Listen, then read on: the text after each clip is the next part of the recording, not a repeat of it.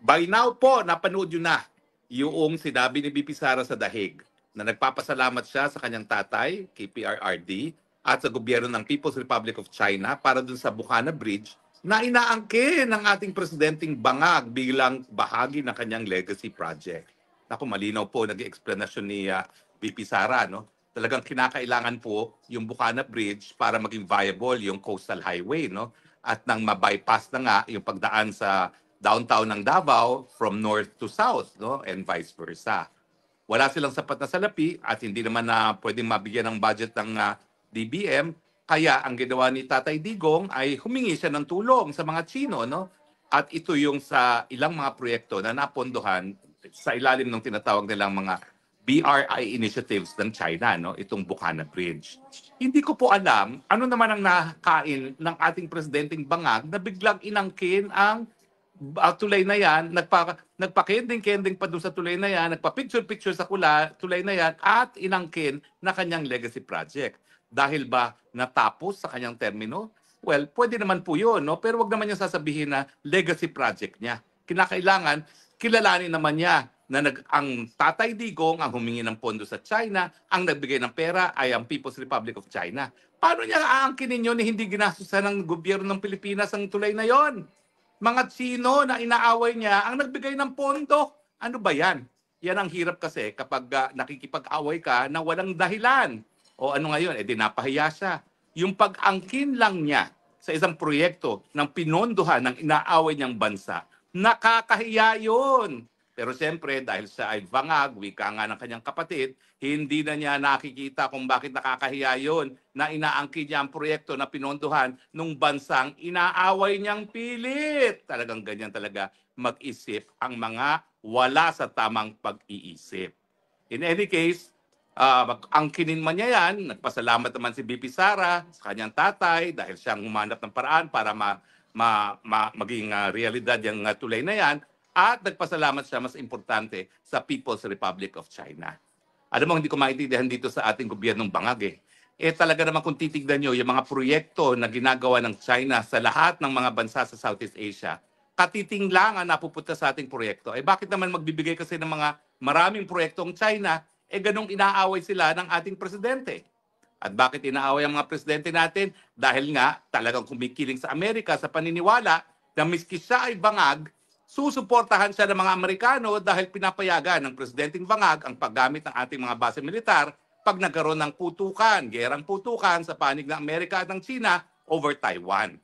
Siyempre, matagal na nating sinasabi na wala naman tayong interest na makisali sa ganyang digmaan, no? Pero ang importante, makita, ma-realize ang lahat ng Pilipino kung anong nawawala sa atin.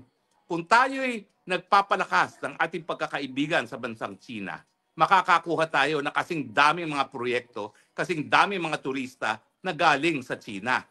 Yung Thailand, nasa talaga sa totoo lang. I mean, gustong-gusto ko rin ng Thailand. Pero in terms of beauty, wala pong laban yung Thailand. 35 million tourists. At siguro, 10 million tourists galing lang sa People's Republic of China. Mantakin nyo yung hanap buhay na nabibigay sa mga Chino ng 10 million tourists na magaling sa mainland China. At sino ba naman kasi ngayon ang may pera para magbiyahe, no? Kundi ang mga Chino lamang. Tayo, 300,000 tourists dahil nga sinasabi ni Gibutidoro, lahat ng Chino na nagpupunta rito may batas na automatic mga espiya sila. Bakit nga naman pupunta rito mga Chinong mga turista, gayong meron sila problema sa kanilang seguridad. Hay, naku talaga, gumising na tayo mga kababayan. Kapag ang presidente wala sa tamang pag-iisip, wala tayong mabuting mahihita. Mabuti na lang, yung 6 na taon na naging presidente si Tatay Digong, kahit papano, naging maiging relasyon natin sa China at naging dahilan kung bakit napondohan ng mga Chino yung inaangking ngayon ni Marcos Jr. na Bukana Bridge. Pero malinaw po yan, pag-aangkin dahil walang sariling proyekto. Bakit naman magkakaroon ng proyekto yan? Alam naman natin na 1 trilyon ang nawala sa pondo ng Kabanang Bayan, nakalaan sana sa flood control, linamon ng mga buwayang pinatataba ni Marcos Jr. para pumirma ng impeachment complaint laban kay Inday Sara Duterte. Yan naman pong realidad. Kaya napakatindi ng korupsyon sa DPWH, pinambibili ng katapatan ng mga kongresista at mga senatong para matuloy-tuloy ang pag-aalis kita Inday Sara Duterte. Pagpapatuloy ko nga pala po yung mga detalye pa ng mga sinasabi sa akin na impormante ko ng mga plano nila. Nung una, sinabi ko na sa inyo, tutuloy pa rin nila ang charter change dahil wala silang plano na bumaba sa pwesto ang Bangag Marcos Jr. pagdating ng 2028. At ang gagawin daw nila ay tatanggalin ang term limits. Okay, isa yan. Yung isa pang plano nila, gurgurin na ang oposisyon. At nabilang ko na nga po, sino bang gugurgurin nila? 3 mga nakaupong senador, 4 pala. 5 na. Bongo, Bato, Chis Escudero, Joel Villanueva, at saka si Jinggoy Ejercito. O di ba? Pag nawala yung 5 yan, 19 na lang ang natitira. At syempre, ibang mga senador dyan, matatakot, no? Ang matitira na lang sa minorya dyan, ilan na lang? Mawawala na si Bongo, si Bato, o si Jinggoy, o di ba? Pag nawala yan, o edi 3 nawala na, no? At konti na lang kinakailangan nila para makonvict si Sara Duterte at matanggal sa pwesto. At dyan papasok yung pangako ni Boying Rimulya na pag siya'y tinalagang ombudsman, sigurado niyang pakukulong itong si Inday Sara Duterte. Kasi ako naniniwala, kahit ganong mahilig mag-bend ng batas itong si Rimulya, dahil sinusuga naman niya yung sinabi ni, anong pangalan nung senador na may American citizenship, ay nako, kahit anong sabihin niya na the law can be bended at nagsang-ayon naman itong si Boying Rimulya, ang katotohanan, the law is the law. The law might be harsh, but such is the law. Dura lex sed lex, no? Pero yun nga po, dapat kung susundin ni ombudsman ang batas, hindi po pwedeng matanggal o hindi po pwedeng makasuhan ng kasong kriminal ang impeachable officer hanggang hindi sila natatanggal sa pwesto. Kaya nga importante sa kanila na bilin pa rin ang katapatan ng mga congressman. At kaya naman, napakadaming anomalya sa ating pantaunang budget.